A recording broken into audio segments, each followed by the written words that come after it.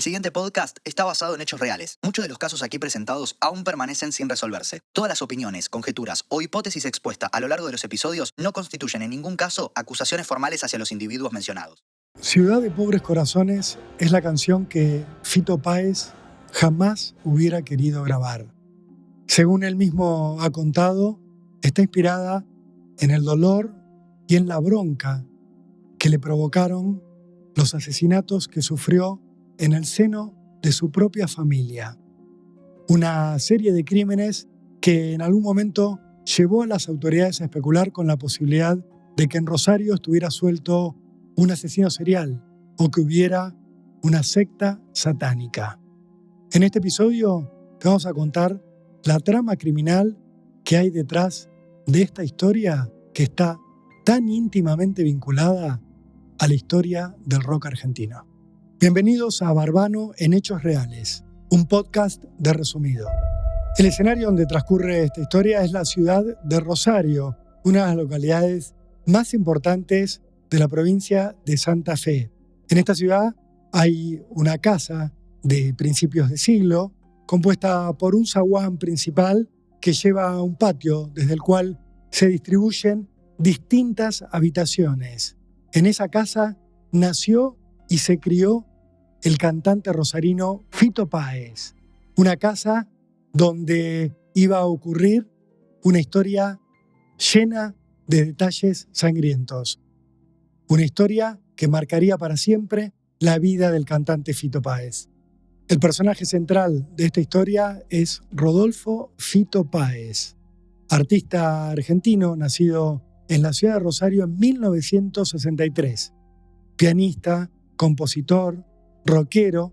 Para el momento en el que transcurren los hechos, Fito Páez tenía 23 años. Ya había editado 2 discos muy exitosos y se mostraba como la futura gran estrella del rock nacional. La siguiente protagonista de esta historia es Zulema Ramírez de Páez, la abuela paterna de Fito Páez, quien para el momento de los hechos tenía 76 años y una vida muy dura sobre sus espaldas. Todos la conocían como Belia.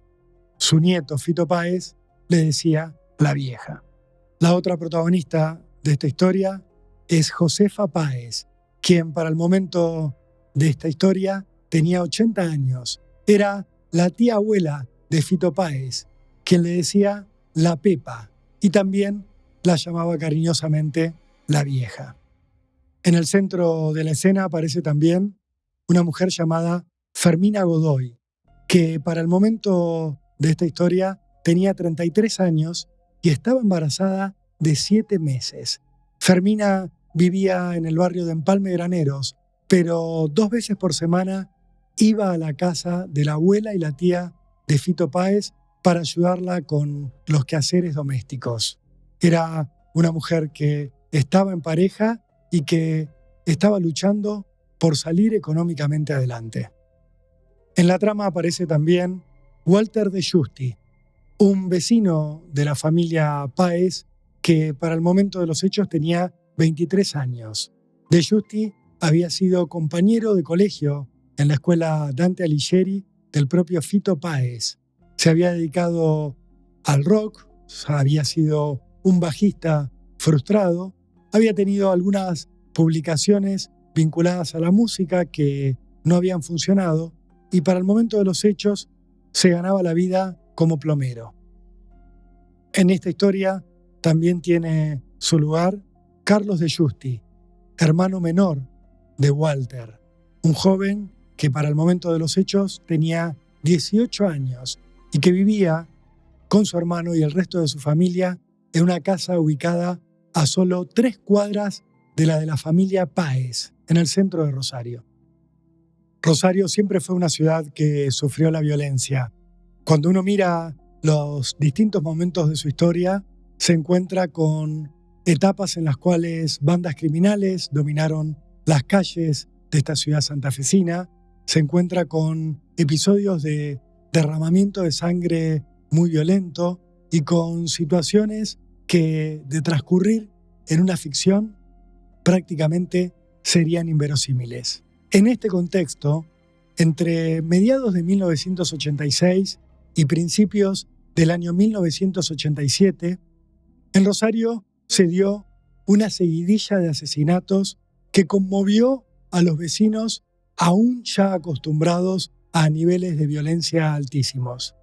En apenas 6 meses, en 4 episodios diferentes, asesinaron a 10 mujeres inocentes en sus casas. Los femicidios tenían varias características en común. La mayoría de las víctimas eran mujeres de edad avanzada, adultas mayores. A todas las habían matado en sus casas con muchísima violencia.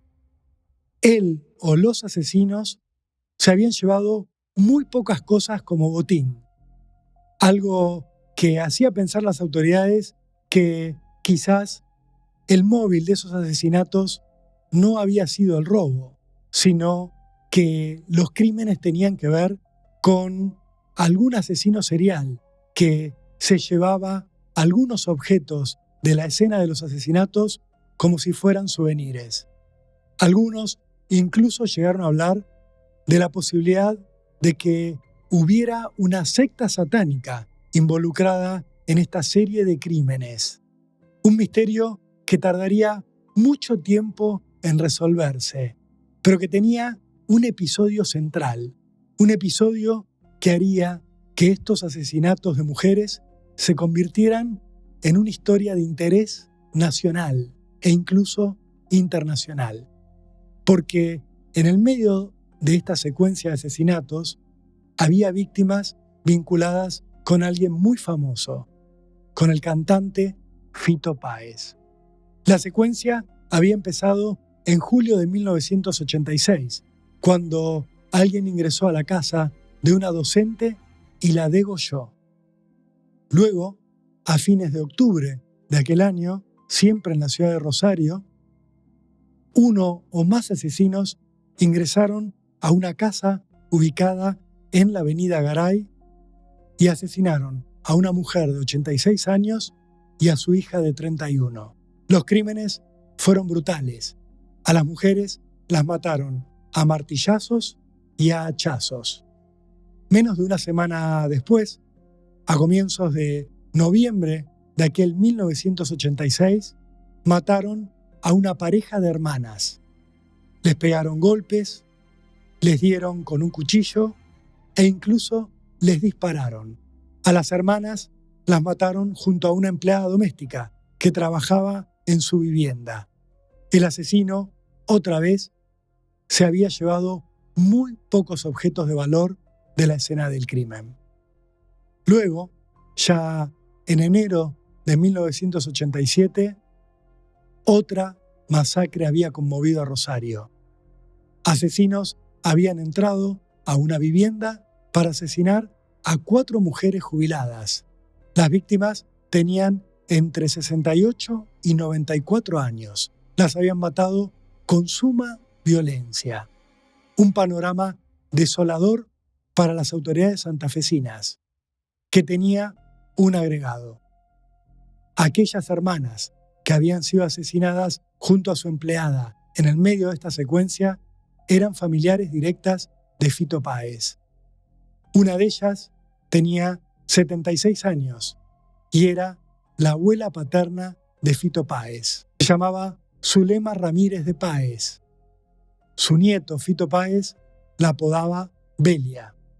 La habían asesinado dentro de su casa a cuchilladas. Su cuerpo había quedado tirado al pie de su propia cama en su dormitorio. Junto a ella había sido asesinada su empleada doméstica, Fermina Godoy, una mujer de 33 años que, para aquel momento de noviembre de 1986, estaba embarazada de 7 meses. El asesino la había metido en el dormitorio de su patrona, la había puesto sobre la cama, le había tapado el rostro con una almohada y había apoyado un revólver sobre su cara para dispararle y ejecutarla sin que el sonido alertara a los vecinos.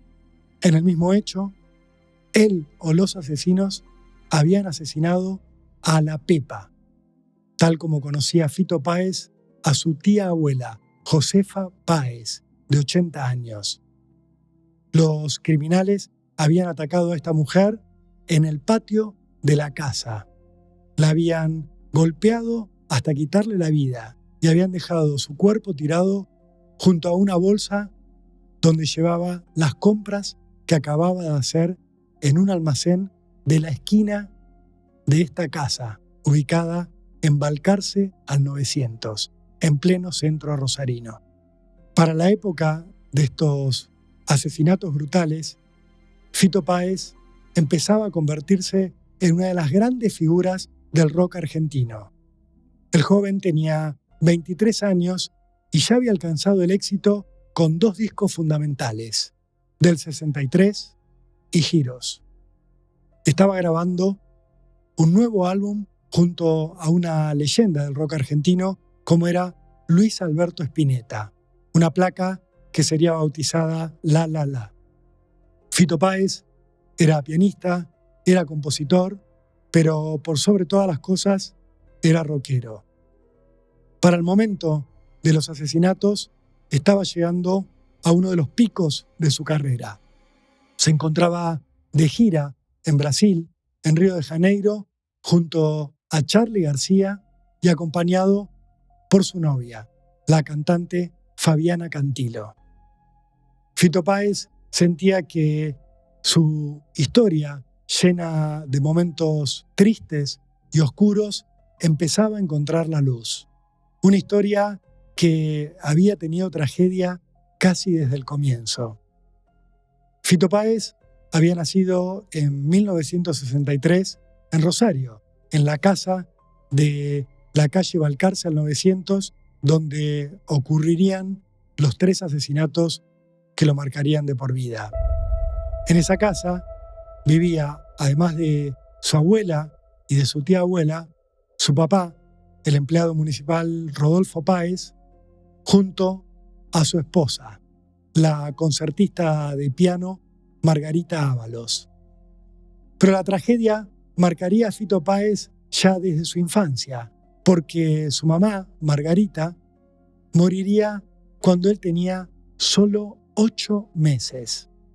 La mujer, de apenas 31 años, se iría con un cáncer fulminante, un cáncer que dejaría un vacío enorme en la vida de la familia Páez y que forzaría al papá de Fito, a Rodolfo, a quedarse a vivir en la casa de su madre, en la casa de su tía, para que estas 2 mujeres se hicieran una, se hicieran la madre de Fito.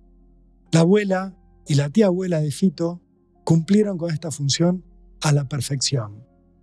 Durante años fueron la figura maternal en la vida del músico rosarino. Rodolfo, amante de la música, lo criaba a su hijo como podía, enseñándole de música, haciéndolo escuchar discos e incluso guiándolo en sus primeros pasos con los instrumentos. Pero eran la abuela y la tía abuela las que se ocupaban del día a día del nene, de llevarlo hasta la escuela Dante Alighieri, ubicada en el mismo barrio donde vivían, en hacerle de comer, darle la merienda y darle la contención emocional que Fito necesitaba. El músico vivió en esta casa hasta 1981, cuando cumplió 18 años y se dio cuenta de que era el momento de viajar a la capital federal argentina para buscar un lugar en la escena del rock nacional. Fito dejó la vivienda de su familia con mucha tristeza, pero sabiendo que lo esperaba un futuro promisorio. A lo largo de los años que siguieron, Fito volvió a Rosario una y otra vez. Como diría en su canción, Rosario siempre estuvo cerca para él. Fito regresaba para ver a su papá, pero sobre todo para verlas a Belia y a Josefa, a Belia y a la Pepa. Las viejas, como les gustaba decirles, las mamás del corazón, como le confesaba por aquel entonces a su novia, Fabiana Cantilo. En 1985, terminando el año, hacia los primeros días de diciembre, Fito tuvo que viajar de urgencia a Rosario, a la casa de la calle Balcarce. Su papá, Rodolfo, se estaba muriendo. El hombre, por entonces de 53 años, venía sufriendo un deterioro paulatino de su salud, aquejado por, otra vez, esa enfermedad incurable. Durante un tiempo se había movido con un bastón, pero ya en los últimos meses de su vida había quedado prácticamente postrado. Fito viajó de apuro desde Buenos Aires a Rosario para despedirse de su papá. Llegó justo a tiempo para darle el último adiós. Una sombra oscura volvió a ceñirse sobre su cabeza. A la pérdida temprana de su mamá se le sumaba ahora la pérdida de su papá. Lo único que le quedaba en la vida como referencia concreta, como afecto íntimo del lado familiar, eran su abuela y su tía abuela, las dos mujeres más importantes de toda su vida hasta ese momento. En noviembre de 1986, menos de un año después de la muerte de su papá, Fito estaba en Río de Janeiro con Charly García y con Fabiana Cantilo, listo para encarar una serie de 3 recitales, 3 shows que él esperaba que los llevaran a posicionarse también en Brasil como el nuevo gran artista del rock en español.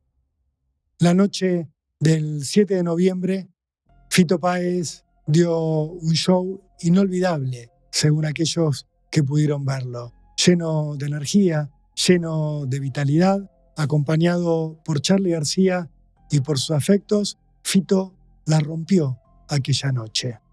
Terminó el show, se fue a festejar junto a los músicos y a su pareja, y todos terminaron en la playa, metidos en el mar de Copacabana, celebrando lo que creían era el comienzo de una etapa luminosa para Fito y para todos aquellos que lo acompañaban. Terminados los festejos, Fito volvió al Hotel Arpoador, donde se alojaba en el límite entre Copacabana e Ipanema.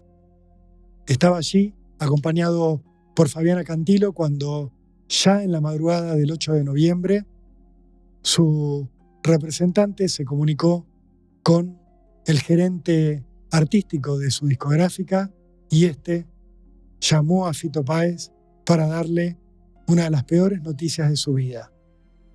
Alguien había entrado a su casa de la calle Balcarce al 900 y había asesinado a su abuela, a su tía abuela y a la mujer que las cuidaba.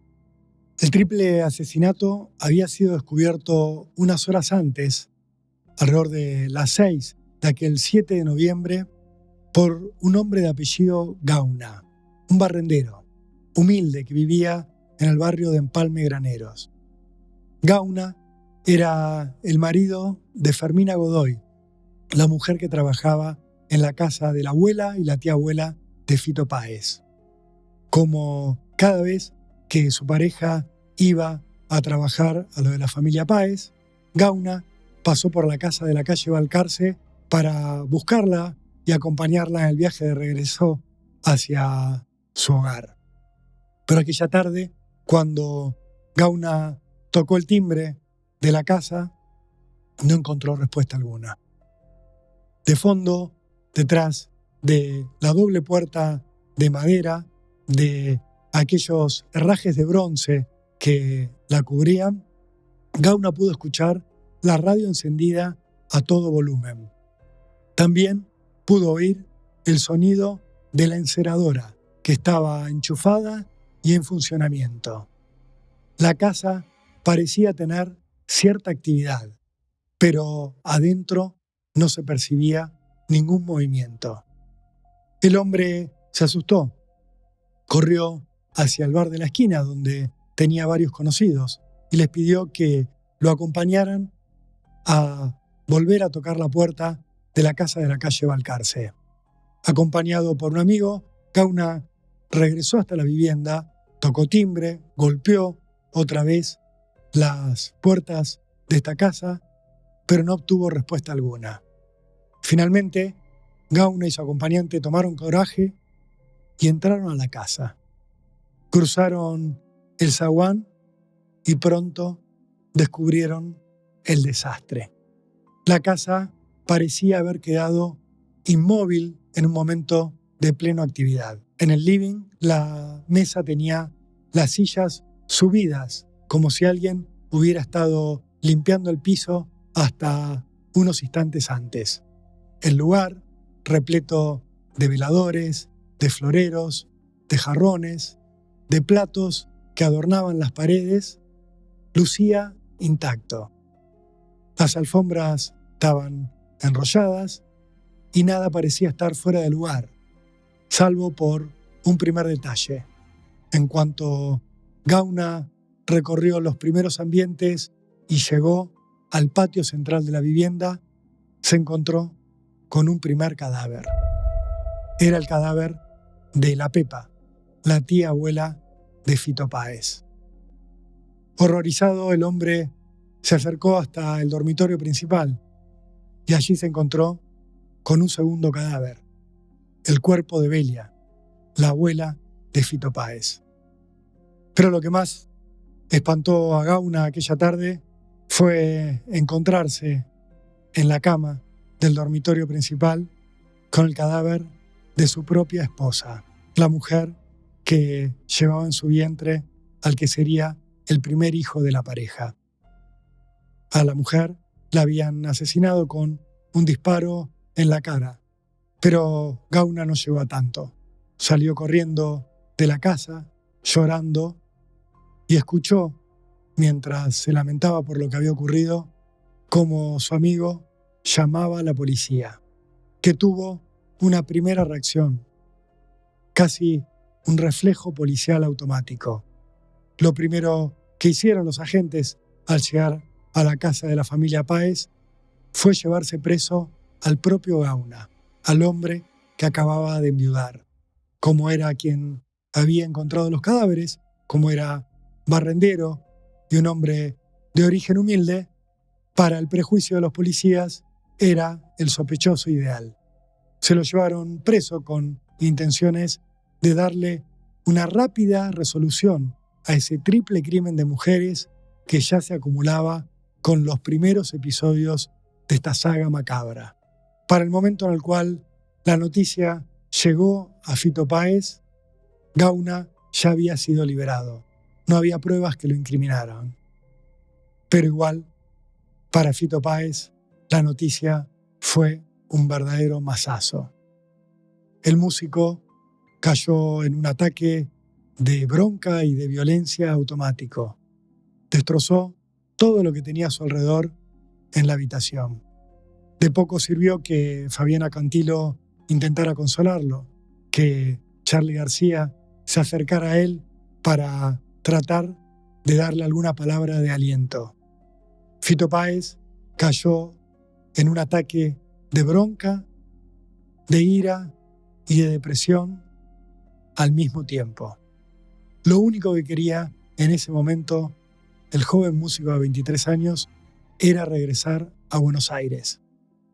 Pero desde Buenos Aires le recomendarían que no lo hiciera, porque en el mismo operativo policial en el cual habían encontrado los cadáveres de su familia y de su empleada, la policía decía haber descubierto marihuana adentro de un viejo cajón.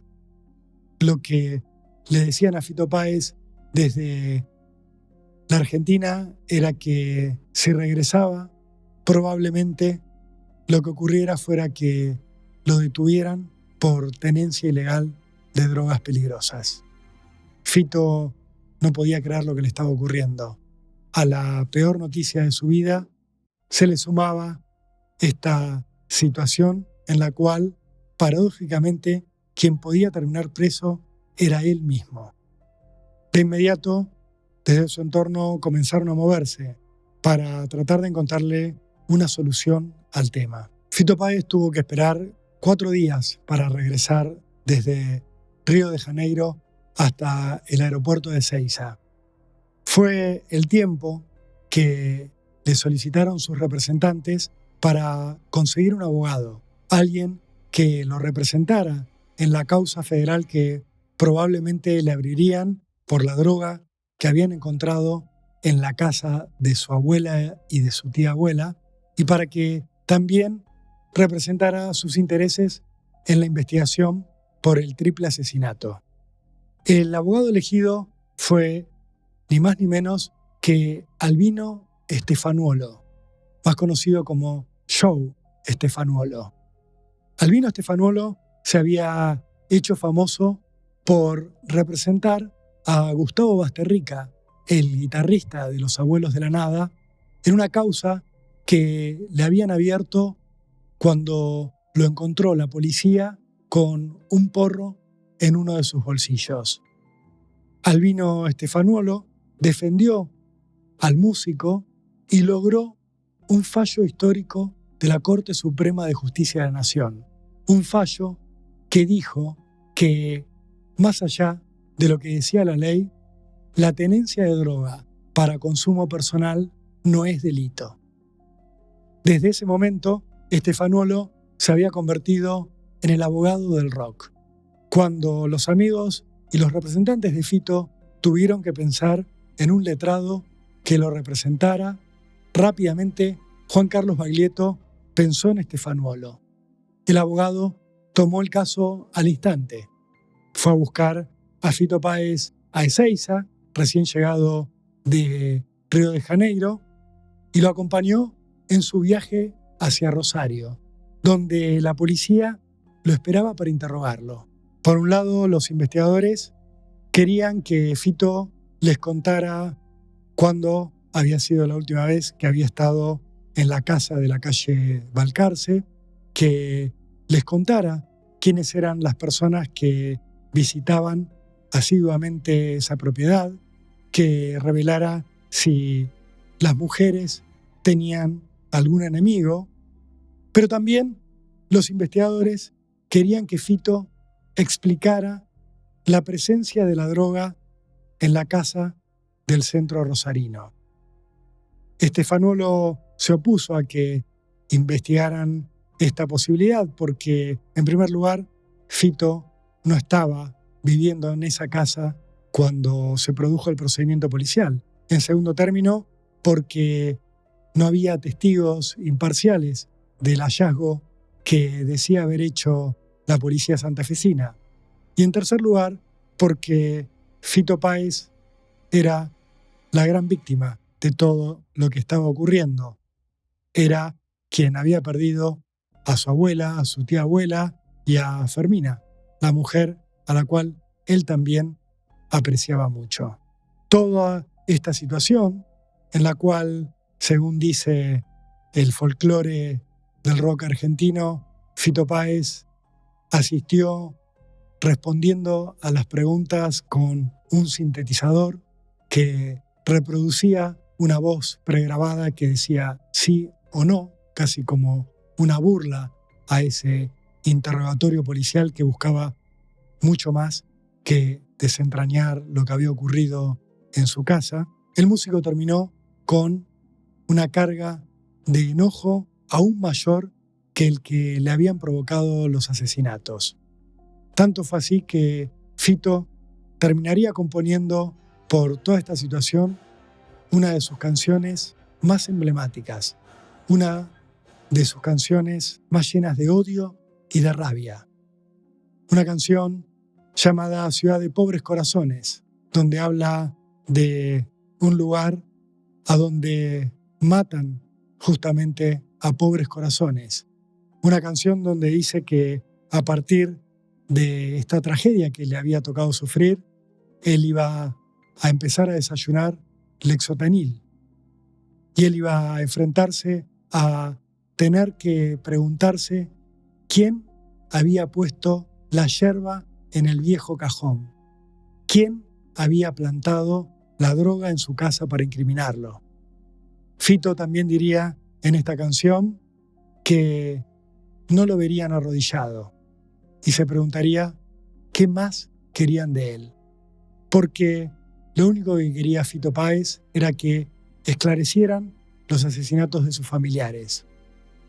La policía parecía muy activa en la investigación de los otros crímenes de mujeres que habían ocurrido por aquellos días. Por el caso de las 4 mujeres que resultaron asesinadas semanas después del crimen de la familia de Fito Páez, terminarían deteniendo a una pareja de jóvenes que confesarían haber cometido los asesinatos de estas mujeres de entre 68 y 94 años y que también confesarían haber cometido el primero de los crímenes de esta saga siniestra, el crimen donde una docente jubilada había sido degollada en su propia casa. Cuando Albino Stefanuolo, el abogado de Fito, preguntaba por la resolución del caso de sus familiares y de los otros crímenes, la policía también le respondía que habían logrado resolver los asesinatos de 2 mujeres que habían ocurrido en la casa de la calle Garay al 1000, apenas una semana antes de los crímenes de la familia de Fito. En esa vivienda habían acribillado a puñaladas y a martillazos a una mujer llamada Angélica Cristofanelli de Barroso, de 86 años. Una mujer que había tenido una vida muy compleja porque su hija adoptiva, una chica de solo 31 años, sufría de esquizofrenia y habitualmente tenía arranques de violencia contra ella, ataques de violencia que terminaban con las 2 mujeres internadas. Pero el 31 de octubre de 1986, una semana antes de los asesinatos de las mujeres de la vida de Fito Páez, en esa casa de la calle Garay, lo que había ocurrido con Angélica Cristofanelli, con su hija, había sido algo muy diferente. Un asesino o varios se habían metido en la vivienda, aparentemente con la excusa de hacer algún tipo de arreglo, y las habían matado a las 2. A la hija de Angélica, incluso, le habían pegado hachazos en la cabeza para asesinarla. Los cuerpos habían sido encontrados por un vecino que había sido atraído a la vivienda por el olor nauseabundo que salía de allí adentro. Cuando Albino Stefanuolo le preguntó a la policía si ese caso, que parecía bastante similar al de la abuela, la tía abuela y la empleada de Fito Páez, había sido resuelto, la respuesta de la policía era que sí. Era que habían detenido a un electricista que se llamaba Eleuterio Correa, que tenía 56 años y que concurría a la misma iglesia evangélica a la cual concurrían las víctimas. Esta respuesta, que durante un tiempo tranquilizó a Stefanuolo y a Fito Páez en cuanto a que por allí no iba la pista correcta para esclarecer los crímenes, pronto se revelaría como una farsa. Eleuterio Correa, el electricista, era una persona con problemas mentales, a la cual la policía había torturado para que confesara algo que no había hecho. Aquel doble crimen, el de Angélica y el de su hija Isabel, estaba tan impune como el de las familiares de Fito Páez. Esto parecía inquietar solamente al músico, que seguía juntando más y más bronca, y que temía que detrás de toda esta trama siniestra hubiera algún tipo de ataque de algún psicópata dirigido hacia su persona. La policía parecía ir por otro lado. La policía echaba a correr en los medios la posibilidad de que el asesinato de las familiares de Fito tuviera que ver con algún tipo de venganza del narcotráfico contra el músico. Algo canallesco y que no tenía ningún indicio de ser cierto, pero que durante un tiempo le dio algo de tranquilidad a la opinión pública. Si era un tema de drogas, era un tema que tenía que ver simplemente con Fito Páez y nadie más estaba en riesgo. Fito seguiría pidiendo justicia durante meses, pidiendo incluso entrevistas con quien por entonces era el gobernador de la provincia de Santa Fe, José María Bernet. Finalmente, en 1987, Fito logró que el gobernador lo recibiera. Ante él, esbozó algunas ideas que había acumulado sobre los probables sospechosos de los crímenes que tanto lo atormentaban. Bernet lo contactó a Fito con quien era su secretario de seguridad, para que el músico le contara quiénes eran, desde su punto de vista, los posibles sospechosos de los crímenes, por dónde empezar a buscar.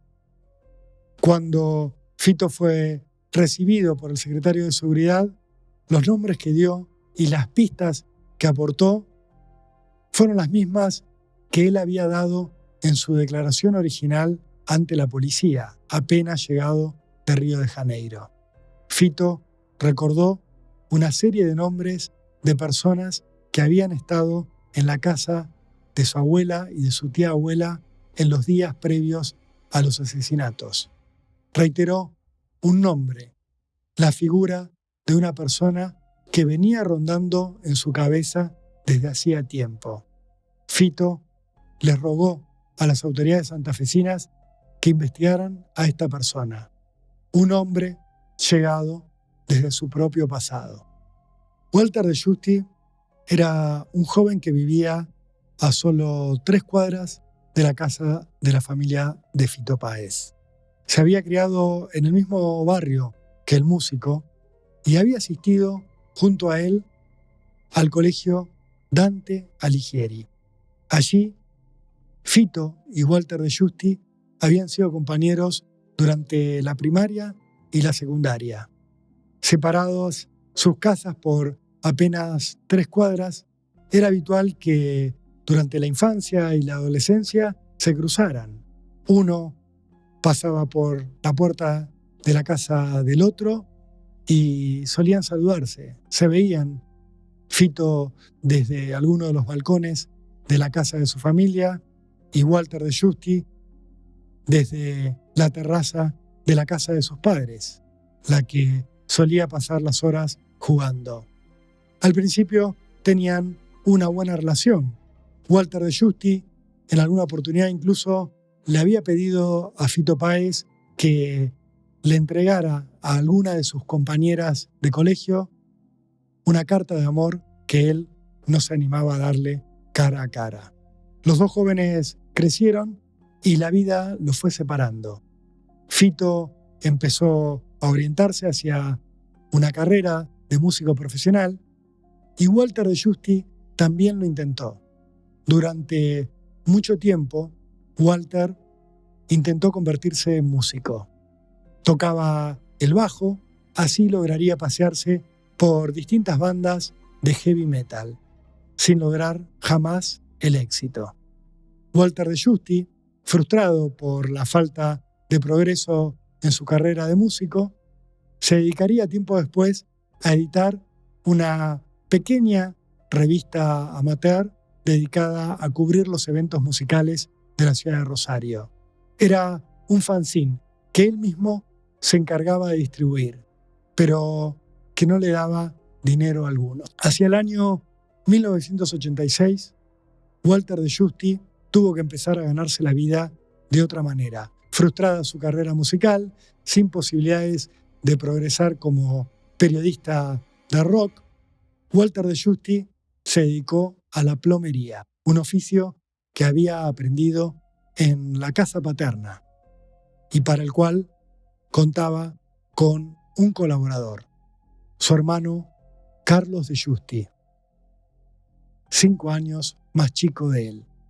un adolescente que para 1986 tenía solo 18 años. Según se sabría mucho tiempo después, el 31 de octubre de aquel año 86, Walter de Giusti, acompañado por su hermano Carlos, fueron, con la excusa de hacer un trabajo de plomería, a la casa de la calle Garay al Mil, la casa donde ocurrirían dos de los femicidios brutales que integrarían esta secuencia de asesinatos de mujeres que inquietó a Rosario durante tanto tiempo. Walter de Giusti y su hermano fingieron trabajar en el arreglo de un problema de las cañerías que tenía Angélica Cristofanelli en su casa. Pero en cuanto pudieron, Walter y su hermano Carlos se tiraron encima de Angélica y la asesinaron a martillazos. El liderazgo en esta acción lo tomó el mayor de los hermanos de Giusti, que golpeó a Angélica Cristofanelli hasta matarla. Luego, siempre con su hermano Carlos como campana, Walter de Giusti atacó a Isabel, la hija de Angélica. A ella la asesinó a martillazos, también a hachazos. Sin que nadie los viera, Walter y su hermano Carlos se fueron de la casa donde habían cometido el doble crimen y regresaron a su casa de la calle Balcarce, ubicada a solo 3 cuadras de la vivienda de la familia de Fito Páez. Los de Giusti tuvieron un golpe de suerte. La policía santafesina detendría por el doble asesinato de la casa de Garay al Mil a un inocente, a un electricista. Esto los alentaría a seguir adelante con su acción criminal. Días antes del crimen de las mujeres de la familia Páez, Walter de Giusti y su hermano fueron hasta la casa donde vivían y se ofrecieron para hacer un trabajo en la vivienda. Le dijeron a la abuela y a la tía abuela de Fito que había una filtración en su casa, que había agua que pasaba desde la vivienda contigua y que tenían que hacer un arreglo. La abuela y la tía de Fito luego se quejarían de una situación muy particular. En el momento en el cual los de Giusti estaban con ellas adentro de su casa, el agua salía de las paredes, se filtraba a través del inodoro. En cuanto ellos se iban, el agua dejaba de fluir. Las mujeres se lo contarían inquietas a Fito Páez.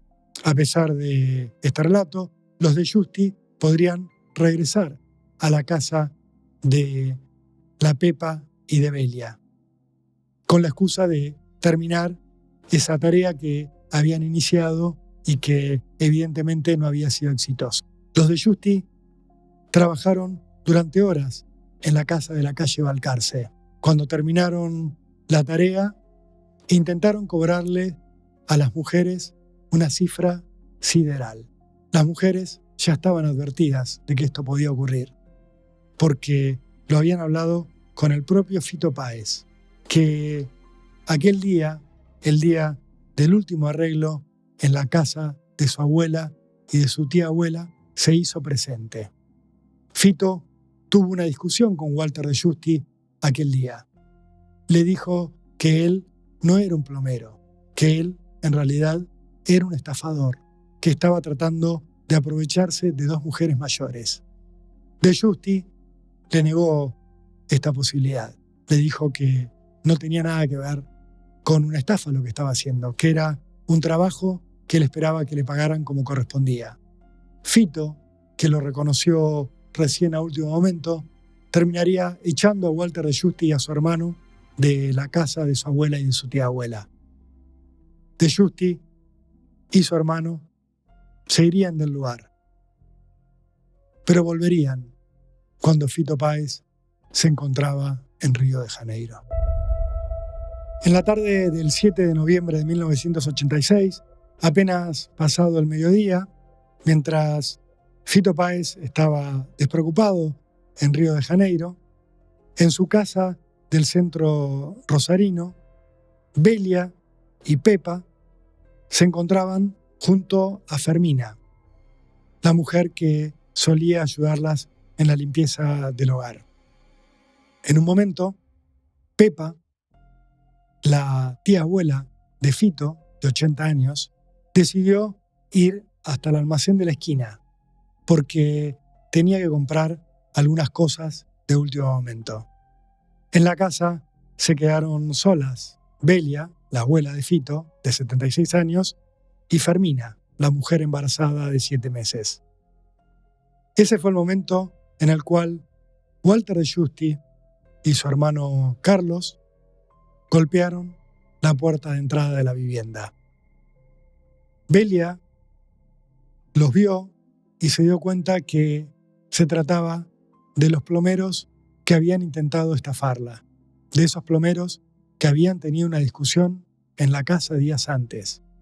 La mujer llegó a anotar en un cuadernito la inicial de Walter de Giusti, junto a una cruz. Era algo que, según dicen quienes la conocían, solía hacer para registrar las visitas que llegaban a su hogar. Aquellas que no le gustaban o que le caían mal eran acompañadas por una X.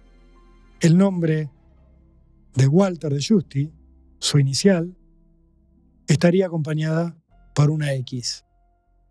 Belia no llegaría a escribir nada más. Walter de Giusti y su hermano se metieron en la casa, pese a la resistencia de Belia y de Fermina. Rápidamente, el mayor de los hermanos se tiró sobre la abuela de Fito. La atacó a golpes. Intentó pegarle una cuchillada, pero se interpuso Fermina Godoy en su camino. La empleada trató de rescatar a su patrona, pero no lo logró. Solo recibió un golpe que, con su embarazo de 7 meses, con su panza crecida, rápidamente la tiró al piso y la dejó fuera de combate. Walter de Giusti volvió sobre el cuerpo de Belia y la asesinó a puñaladas, al pie de su propia cama. Luego sacó un arma de fuego, la puso sobre la cabeza de Fermina y la arrastró hacia la cama matrimonial. Allí la acostó boca arriba, le puso una almohada tapándole el rostro y le disparó un tiro en la cabeza para asesinarla. Mientras empezaba a buscar algunos objetos de valor, un mini componente doble casetera que Fito Páez le había regalado a las viejas, como les decía, poco tiempo antes, un grabador que también era propiedad del músico y algunas joyas, entre las que se destacaba un collar de perlas. Walter de Giusti se dio cuenta de que alguien estaba entrando a la casa. Era Pepa, la tía abuela de Fito Páez, que regresaba del almacén a donde había estado haciendo las compras. Walter de Giusti le ordenó a su hermano que se escondiera, se puso a un costado del zaguán de ingreso de la casa y en cuanto Pepa estuvo adentro, el hombre la empujó hacia el patio y allí la asesinó, otra vez a golpes y puñaladas. En minutos, el lugar se había convertido en la escena de un crimen horroroso.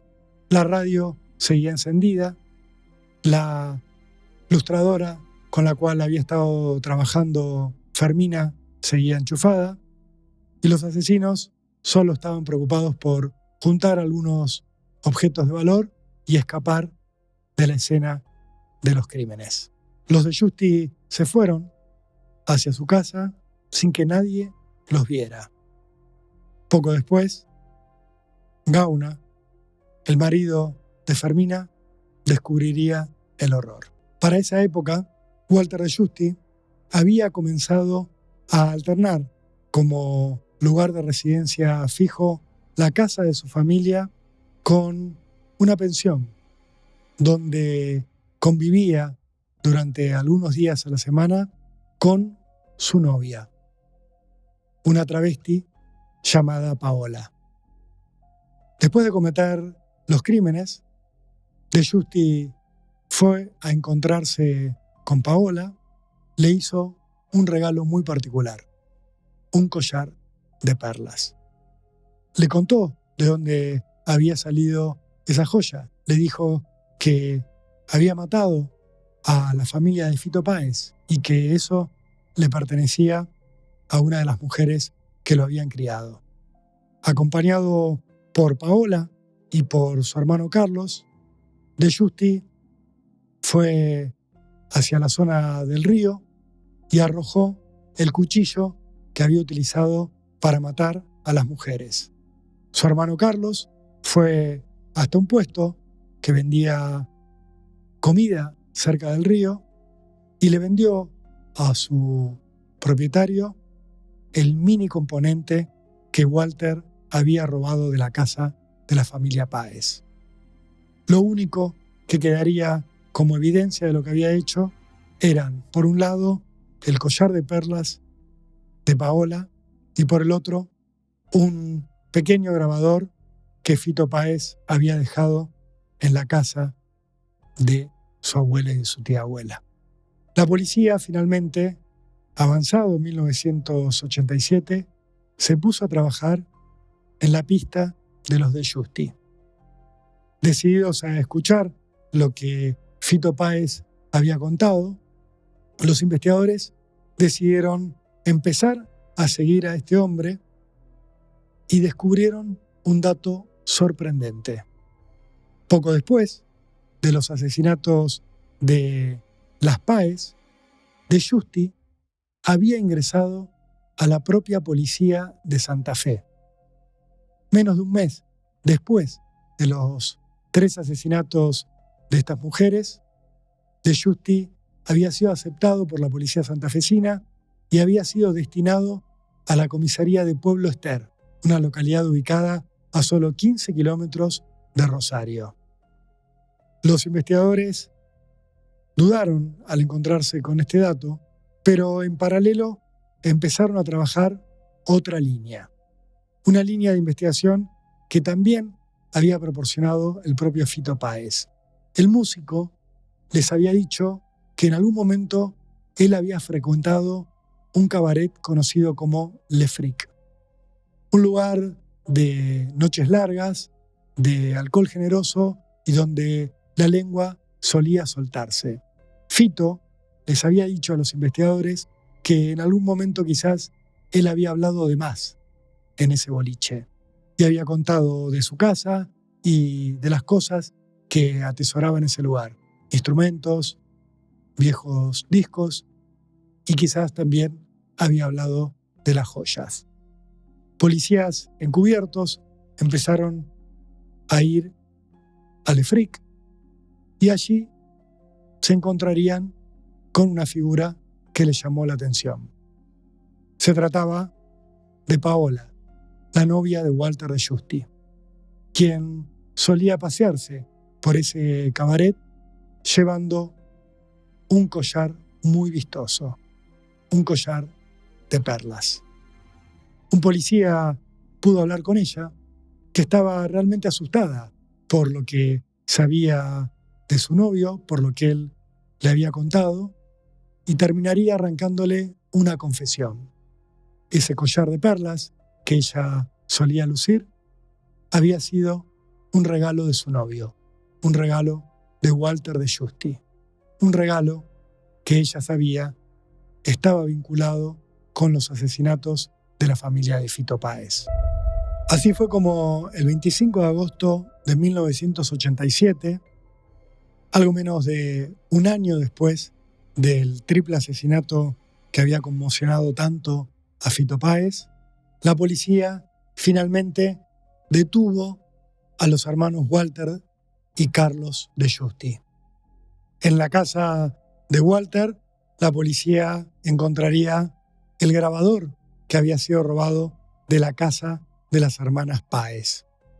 Se lo llevaron detenido y rápidamente lograron que Walter de Giusti confesara no solo el asesinato de la tía abuela y de la abuela de Fito Páez, además del crimen de Fermina Godoy, sino también el doble crimen de Angélica Cristofanelli y de su hija Isabel, ocurrido una semana antes en la casa de la calle Garay al 1000.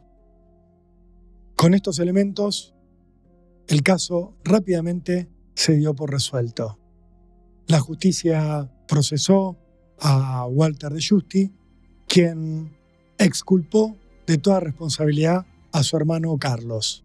Dijo que en ningún momento el joven había estado presente durante los asesinatos, que lo había acompañado a alguna de las viviendas sin saber lo que él estaba haciendo en su interior, que ni siquiera había presenciado los crímenes y que apenas si se lo podía considerar un encubridor. La justicia aceptó esta hipótesis y terminó condenando a Walter de Giusti a prisión perpetua por los 5 crímenes de mujeres. A su hermano Carlos solamente lo consideró un encubridor y rápidamente lo dejó en libertad. Fito Páez respiró algo más aliviado cuando tuvo esta noticia. Sin embargo, esa tranquilidad no duraría mucho tiempo, porque en 1997, apenas 10 años después de su detención, Walter de Giusti lograría que le concedieran una prisión domiciliaria. El argumento principal era que era paciente de HIV, que eso debilitaba su salud y que lo había dejado prácticamente ciego.